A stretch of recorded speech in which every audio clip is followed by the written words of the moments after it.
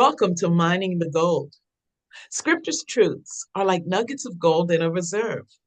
To be its best, gold must be mined, refined, and designed as bullion, coins, jewelry, and the like.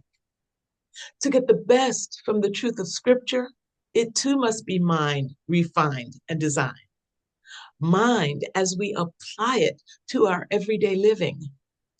Refined as we recognize that biblical precepts carry more weight than our cultural practices, and designed for us as family members, neighbors, members of the community at large, as we're forging the relationship we get to enjoy with our God. I'm Denise Watts, author of Mining the Gold, and your teaching host for today's session. And I'm Dr. Rose Murillo, owner of the J. Daniel Group Consulting Company. Thank you so much. Rose, thank you.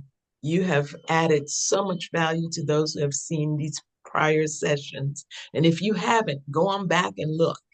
Wherever you are in life's journey, you need to hear what Rose has been saying. And today is going to be our last one. I'm very, very excited about what's coming today. So thank you. Thank you. Thank you. I also want to thank those of you who have tuned in. And we will together go on this journey of seeing the gold God has for us to mine today. Today's lesson comes from chapter 14 of Mining the Gold, a chapter on faith. This is topic 3, little faith. Our scripture is Matthew 14, verses 28 to 33, and we are using the New American Standard Bible. It reads like this. Peter said to him, and him is Jesus, Lord, if it is you, command me to come to you on the water. And he said, come.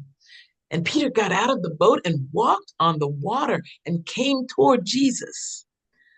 But seeing the wind, he became frightened. And beginning to sink, he cried out, Lord, save me. Immediately, Jesus stretched out his hand and took hold of him and said to him, you of little faith, why did you doubt? When they got into the boat, the wind stopped, and those who were in the boat worshiped him, saying, you are certainly God's son. I'm not sure why, but as a child, I repeatedly watched a movie called Gulliver's Travels. Here's what I got out of it. Gulliver was a normal-sized man until he wound up in the land of the Lilliputians. There, he was a giant. Next, he wound up in another land where he was the size of an insect. Even the mice were giants to him. Now, that was probably my first journey into the concept of relativity. Gulliver was actually the same size in each of these situations. It was everything around him that was of different size.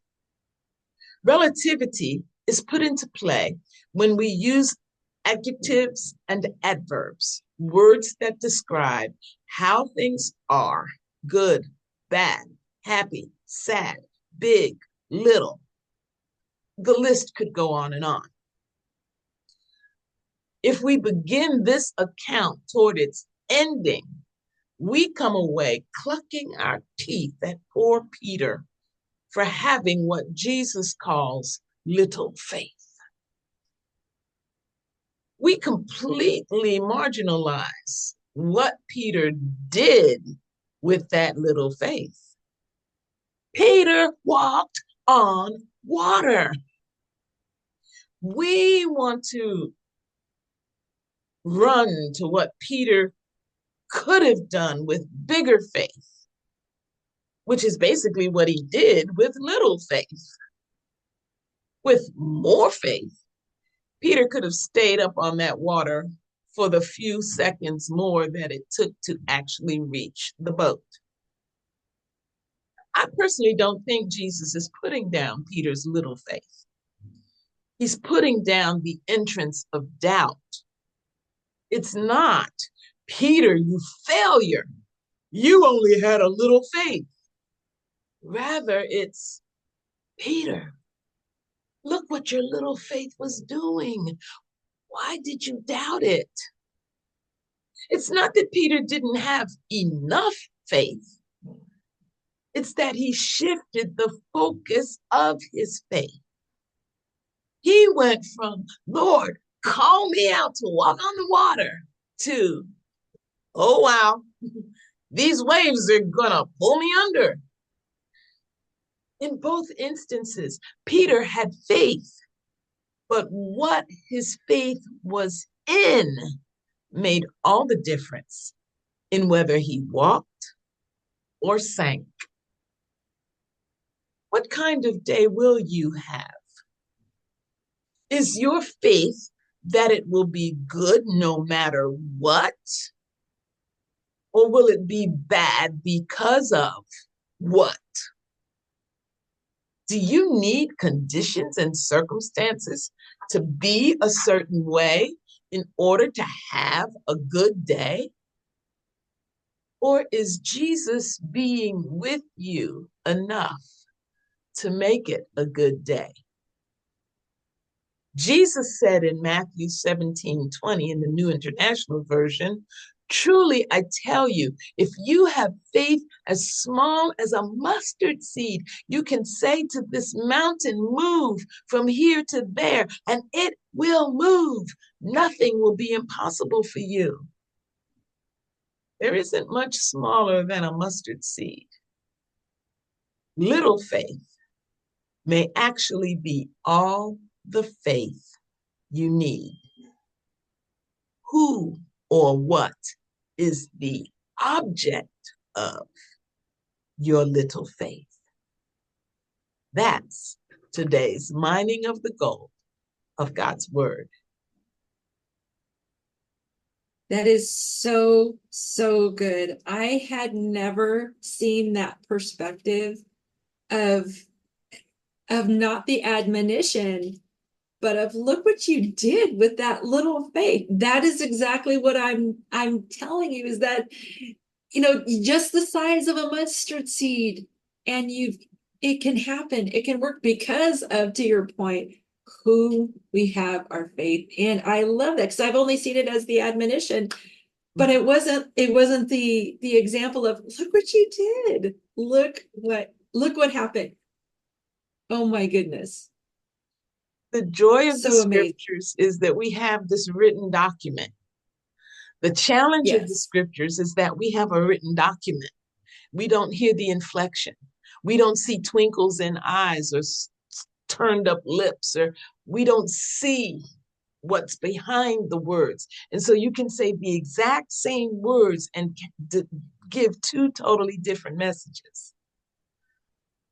So yeah, oh, you have Yes. little faith. And then what happens? We hear these sermons where little faith is belittled, no pun intended.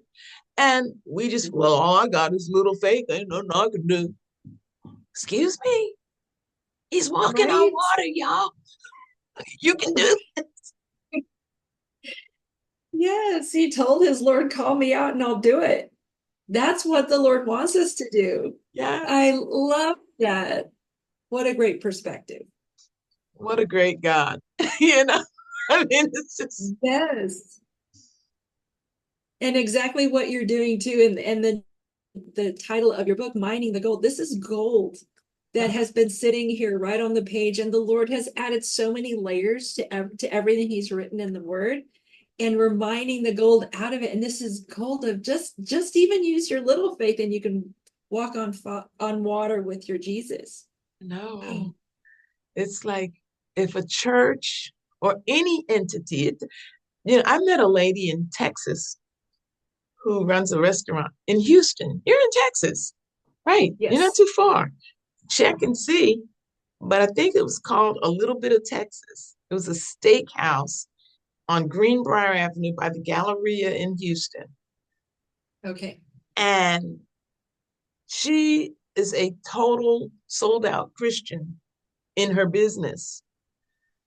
And so they do all kinds of things in her business to bless the employees, not necessarily financially, but to bless them spiritually.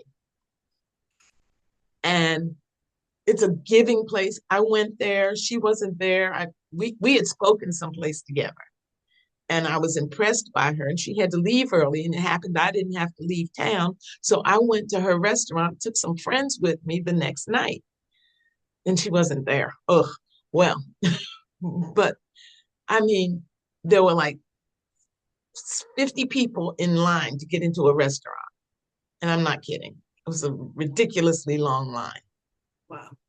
They had a popcorn machine and some other food items, just like on a cart, and soft drinks, all the soft drinks you wanted, just out there, like on this cart kind of stand. And while you were waiting, you were free to help yourself. Wow. Then, once you got inside the building, this is how long the line was. This line inside and outside. Once you got inside the building, she had servers who were walking around with hors d'oeuvres and just offering you hors d'oeuvres while you were waiting. Wow. That's And amazing. then when they found out who, not even who I was, because I wasn't anybody, but when they heard my story and they chose to believe it, because anybody could have said what I said probably, but they chose to believe my story. They scooted us to the front of the line. We got sat at this long, table for, I think it was 10 of us. And as we made our orders, we actually couldn't afford to eat there. It was a very expensive steakhouse, but they had a $10 special. And so we all were ordering the $10 special. Yes. And it was pretty pitiful. And all of a sudden, appetizers were showing up at the table. And we're all looking at each other like, who ordered the appetizers? We can't afford it. Yes. It was a night of comedy. But the maitre d' had, just because we came there Oh my goodness. looking for the owner, just gave us those hors d'oeuvres. Now, Wow. look at all the faith factors there and what a little bit of faith in human nature allowed them to do. They gave us a phenomenal evening. And anytime I get an opportunity, just like just now, I'm going to talk about it. I like I said, it's been so long. That was before 2020. It was way many years ago. Mm. Um, yeah, oh my gosh, it's been 10 years. I know exactly how long it was because the speaking engagement that I had that night is what led me to write my first book. So it was 10 years Wow. ago. Oh my But it's goodness. a little taste of Texas, I think. It's on Westheimer. They sell Black Angus steak, and the food was amazing. The beauty of the place. And that's enough of that commercial. But if you're in Houston, go to a little taste of Texas. And but that's what faith will do. Mm-hmm.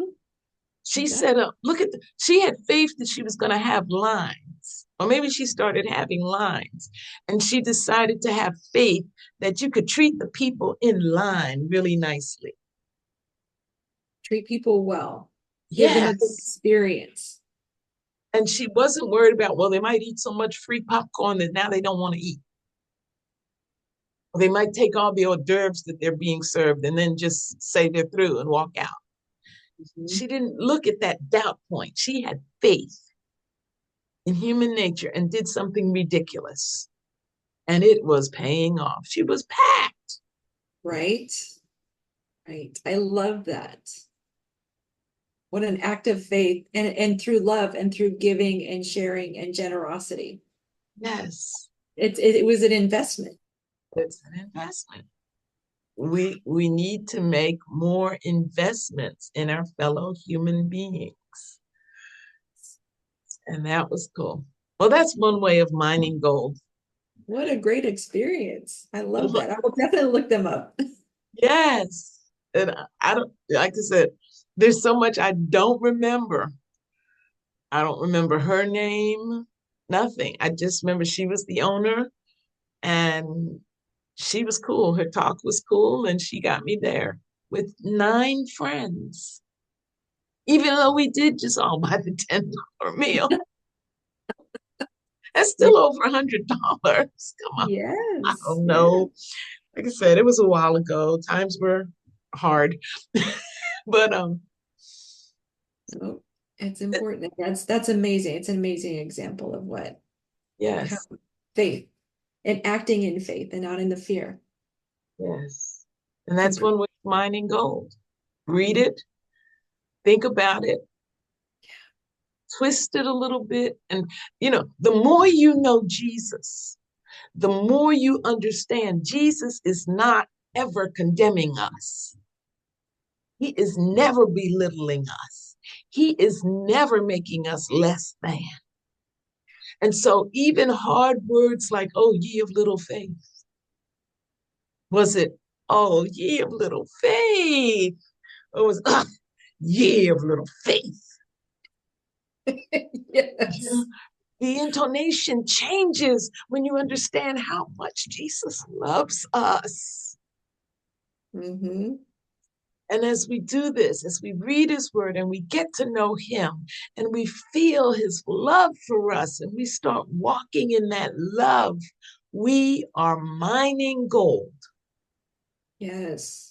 It's in his word, but it's also in our lives. And that's the other way of mining gold is looking at the creativity he placed within us. When I wrote these, I literally wrote a book with no plan. I just wrote a book. And over time, it just keeps coming. It's like, you know what? God didn't give you those books just so you could say, I wrote a book. If he gave you those books, he gave them to you because he wants people to read that stuff. So now how are you going to get people reading your stuff? What are you going to do with it so people can read it? Right? It's a continuum. And Yes. and and I had to say yes to that. And it's scary because I don't know how to do it. But I'm doing what I know to do, and he's showing me more to do as I successfully do what he showed me so far. Mm. And I Yeah. might not, and I might not see the results in this lifetime. We talked about that on another session. Hmm. I Hmm. may not see the full results in this lifetime. He has called you out on the water. Yes. And what he has shown is that no matter how much faith we have at a given moment, Yeah. it's all we need. It's all we need We because he does the rest. it's all we need. Oh my goodness. And with that thinking of living the gold, I am so pleased to have our guest with us today. It's Dr. Rose Murillo, who is the founder, owner, and chief instrument of service for the J. Daniel Consulting Group. Rose, welcome to Mining the Gold. Thank you so much for having me. It has been such an honor and such a pleasure. I've loved our conversations. Thank you. And you had it so well. It's amazing. I know people. We all know people. I didn't exactly know you. I met you through someone I knew. But Hmm. many of the people I've had on here, I've known them for years. And when they started talking, I realized I didn't know this. Yes, as a teacher and as an interviewer, you not only are you mining the gold through your work, you're mining the gold in us. You're bringing out the gold in us, and I'm so thankful that you're doing this. What a treasure you are to do this. Hmm.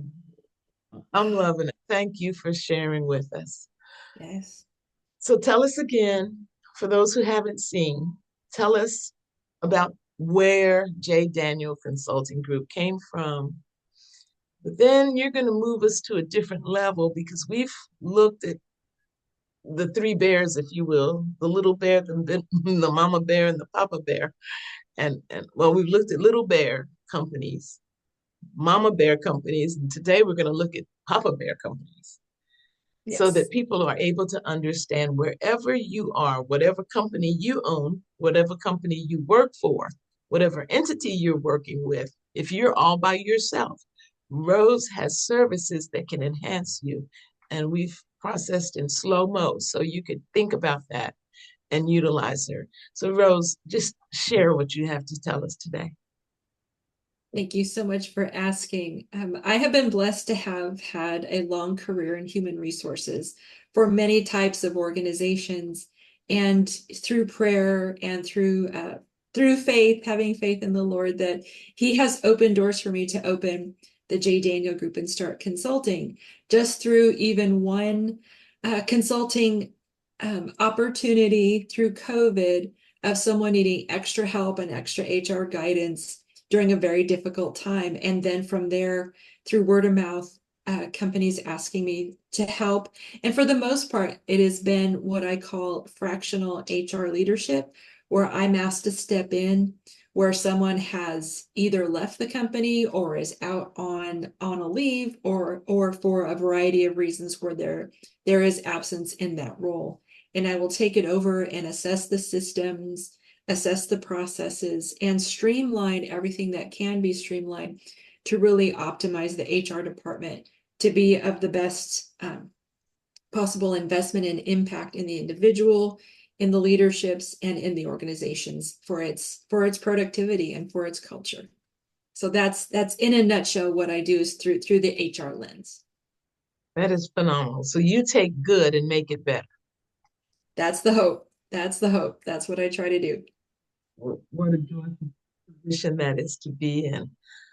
So I don't know if we think about this, we think of a company as sort of what we can see. I go into FedEx, for example, and they have maybe four employees that I see in the course of a week. And I think, oh, yeah, this is a small business. And you talked about businesses up to 500 people being middle sized businesses. Would you venture to tell me that FedEx might actually be a large business? Good question. Yes, it's amazing the size and scope that companies have grown to. And I will assert that some companies are there's the large and then there's the extra large. There's the large that's greater than 500, I would say up to like 2,500, 3,500. And then from there, there's companies that are up to like 50,000 employees. They're global. They're massive. They're massive. And I have had the opportunity of providing guidance to these kinds of companies. And I would say from an HR perspective at that size, it is all about the systems. The systems have to work. Everything is a system, even down to what we do. We have to plan it, we have to schedule it, we have to know how to scale what HR does to the size of the company. So if you have 50,000 employees, what HR provides has to scale to 50,000. So how can we provide the best value while they're getting a good service? So that's the mindset of the larger company. Is that we have to look at the systems, and are we adding value to the employee? Sometimes you have to start with just the functional of, are they getting just the basics? And if you're not, we have to get there. But we also have to then take it to the next level of, is the system adding value? Is what we're doing adding value? Can you give us an example of, I guess, what you mean by system? We've been bantering that word about, and I think we've alluded to what it means, but give me an example of a system that would be different in a small business versus a middle-sized business versus a large business. Okay, that's a great question. I will use something as functional as workers' compensation. How do you report an injury? How do you get to the doctor? How do you know what to do? How do, from the HR perspective, do we report the injury and get the process going? If it's a company of 10 people, they can come in and sit down with the HR person. We describe everything to them. In a company of just using 5,000 people, that's just not feasible for one person to be able to do that. So the systems we have to put in place are, how can we train? And first, how do you know what the process, you have to know what the process is, what insurance provider we have. Are the supervisors and leaders that these employees report to, are they equipped to be able to give that information? And how do we answer questions? So we have to document as much as possible in writing on the website, and to know, and so that the employees know where to have it. So there's systems within systems, the larger it gets. So when an employee has an injury, we want them to feel, the end result needs to be that they feel cared for, they are taken to where they need to go to heal, and that they're returned to work. That's the goal, no matter what size company you have. It's harder when you're a large company to add that human value.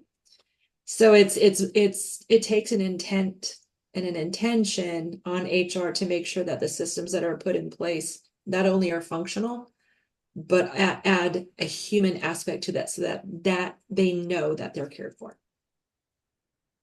That's phenomenal. And it's because a company is bigger, it's so much easier not to know what you have. Yes, it is. You can feel lost. Right. Lost in the shuffle. So it's a unique opportunity that HR has to go over and above and make sure that employees know that they're seen and that they're heard. And sometimes you have to do that through other people. Is you get the supervisors involved, you get the managers involved. There's people that you can loop in and communicate, but it's a lot of communication. It's a lot of relationship building at the large company level. It is so easy to feel lost. I am a Yes. retired teacher, and if there was anything that I feel was lacking, it was that ability to create a sense of you're not alone. Especially because I was what they called a related arts teacher. So it was middle school. So you had your team, but then they went off team so the teachers could have planning period, is what that wound up kind of being a function for our existence. So the teachers would go on planning and they would come to us. I taught computer, somebody else had Spanish, somebody else had band, somebody else had chorus, and or music, I should say, instrumental music or vocal music, because it wasn't always that you were in the chorus of the band. And gym became a related art. And we had no team. Nobody else in the building was teaching exactly what we were teaching. So they didn't think it necessary to give us time to get together to meet and plan. And we were just out there. And I found that teaching as a career had a strange loneliness about it, because teachers didn't know other teachers. And even when I did get on an academic team, I knew my team, but Mm-hmm. we didn't even necessarily spend a lot of time with the other team, like two eighth grade teams, and we didn't know each other. Right. And that's, it's a big system. Oh, and a teacher in another school? Are there other schools out there? I mean, there is no way you knew the teachers in the other school, except occasionally you went to an in-service with teachers who were teaching what you were teaching, and you might see each other once or twice a year. So, and I'm not suggesting that I know what they could have done to make it better, so I get it. But it's one of those aspects of being large Yes. that it, at least let me know that you know I don't know that other school, but I've got a home in my school. Yes, yeah, it's that intent to make sure that there's community, there's connection, and there's care. There really is those three aspects to an organization. Oh my goodness. And then just using the workers' compensation leave of absence example is my responsibility as an HR leader is to sit with the team members that are responsible for it and see what is taking their time. What is their bandwidth? What are the administrative tasks that I can streamline for them so that they can call employees? They can follow up with employees. They can make sure to communicate care. So it's my responsibility to make sure the output through my team is done well. And we can do that. We can optimize, we can streamline systems. I have had, I had team members like say, can we do that? I'm like, of course we can do that. Like, I want to call people, but I don't have time. I'm like, well, let's make time. So yeah, the community, the connection, and the care is so important when the scale grows. And the system of care, empowering people to demonstrate care. Yes. Yeah. Times it has not, it you don't, you want to think it shouldn't have to be communicated that it's okay to care, but it has to be communicated. It has to be. It has to be. Because sometimes, as human beings, we all can get overwhelmed. If you work in a company of 5,000 people, you have 200 people that you have open cases for, is just fulfilling the duties can feel overwhelming. So coming alongside people to make sure they can do it well and incorporating the care into it is crucial. It's crucial. It is so much, and letting people know that sometimes it's okay to go above and beyond. Yes. Yes. An employee that feels cared for is more likely to care for their customer and care for the people. So my job is to make sure my staff feel cared for so that they then in turn care for their customer. It's amazing. It happens. Well, I'm thinking of something, and our time is technically limited. I know I could stretch it as far as I want to, but I'm not going to. I'm going to give people one great reason to contact you and at least get on your radar, because all that we're saying, this is a two-way street. Employees need to be a certain level of employer. I mean, employers need to be a certain level of employer and have this heart and become intentional. But employees also need to bring something to the table. Our shared mentor, John Maxwell, has, when you watch him and his staff, his personal staff, I mean, there's this, it just seems like there's nothing they won't do Right. in order to help him shine. And so many people will say to him, how do you how do you get your people so motivated? Mm. And he will say, you hire motivated people.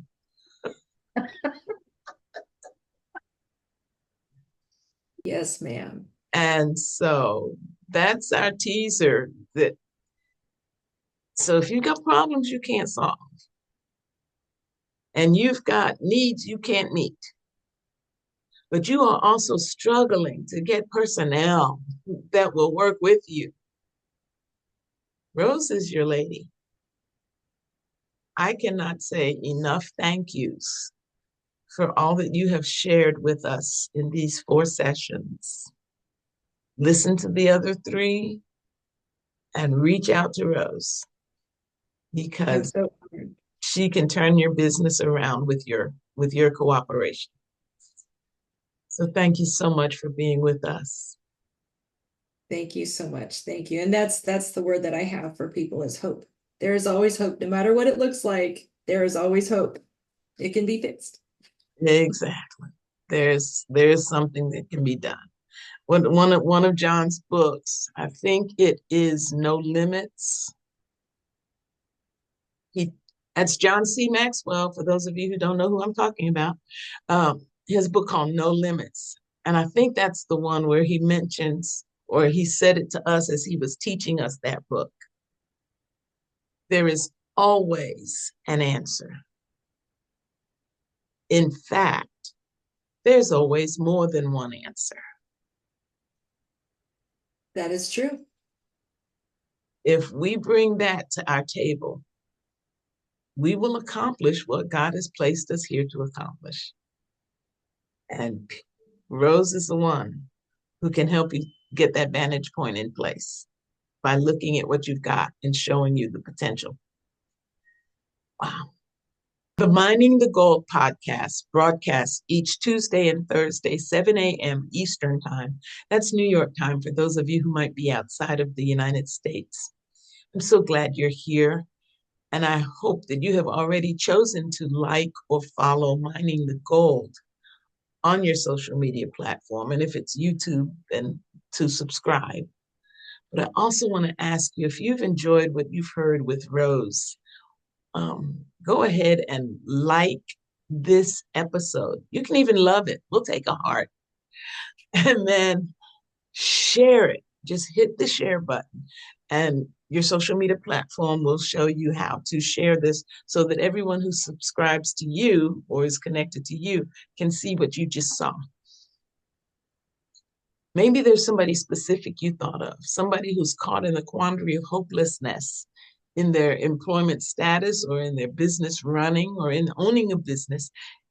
Type their name in the comments on Facebook and then say, watch this, it's worth it, or something that encourages them to watch it. They'll get notification that you mentioned them and then they'll be there to actually watch it.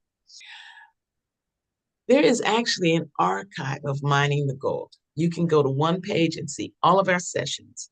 On Facebook, it's www.facebook.com/miningthegold. On YouTube, it's bit.ly/miningthegoldpodcast YT, because it's hard to find a page on YouTube. I'll just leave it at that. We have the bit.ly address. But Mining the Gold is more than a podcast. It's a book. It's a book you can purchase and hold in your hand and read at will through the 190 plus short messages that encourage you to know God, trust God, give your life to God, walk out your life with God, and the benefit of all of that for you. It's systematically ordered, so it just takes you deeper and deeper into this relationship. And you just come forward loving him a little bit more. Mining the Gold has a sister book called Nuggets of Gold. And in Nuggets of Gold, we take the same topics in the same order, and we actually give you the reflective questions that will take you in fully into that topic and help you process it for yourself and develop your own plans. Nuggets of Gold can be the basis of a journal. You can answer those questions in writing in your own journal. It can be the ground for conversation if you're discipling a new believer, or even helping someone who isn't a believer yet and wants to understand what being a believer means. So you can use it one-on-one, or you can use it in a group discussion or a full class setting. Then there is a third book. It's called The Power of Our Relationships. And in that book, we use the devotional readings to look at relationships as God offers them in Scripture and the potential they have. And then we get the reflective questions to ask ourselves, how well are we getting the potential out of the relationships that we're engaged in? And not just talking about boy-girl relationships, man-woman relationships. We're talking about with teachers, with parents, with grandparents, with your children, with your coworkers, with your neighbors, just people. And then there's even space in each session, after the questions, rather, to compose a prayer and put your thoughts out there. How do I want this to play out in my life? Rose, when you were talking earlier about something you said, and I thought of the statement, what you focus on expands. And so if we just focus on, we got to make a profit, got to make a profit, got to make a profit, got to make a profit, then people lose sight of the fact that we need to be caring and compassionate. And same thing here. What you focus on, if you focus on your relationships, if you focus on your walk with God, it is going to expand. These 3 books will help you with that. This QR code will take you to a page that's located as bit.ly/Denise Books, which is actually the Amazon page that has these books available for you. I can be reached by email at dwattswilson@gmail.com and encourage you to reach out. Give me some feedback. What do you like? What do you want to see differently? What new information would you like? Who do you know that should be a guest on this podcast? Just reach out. Help us make this something that serves you well. But most of all, scan this whole page into your camera and keep it in your gallery. So you have the contact information for Dr. Rose Murillo, who is the founder, owner, and servant leader of J. Daniel Group Consulting Company. She can come into your company and make that workplace a better place to be, hands down. So she's just worth knowing. Whether you work at the company and wish it were better, or you own the company and don't understand why things aren't better. So reach out. Her website is jdanielgroup.com. I'm confident that if you reach out to Rose, you will find your company is a better place to be. And you'll be glad you did. Rose, oh, for the final time, I hate to say it, but thank you for having been with us and for being with us all in as you have. Oh my goodness. It has been an absolute pleasure and a blessing for me. Thank you so much for having me. And to my grandson, Grayson, I thank you for the music that you composed to be the theme for Mining the Gold.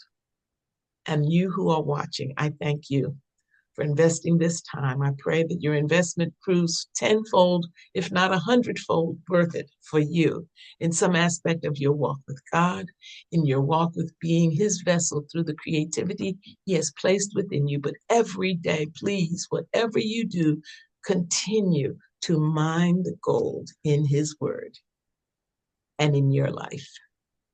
Thanks so much for being here.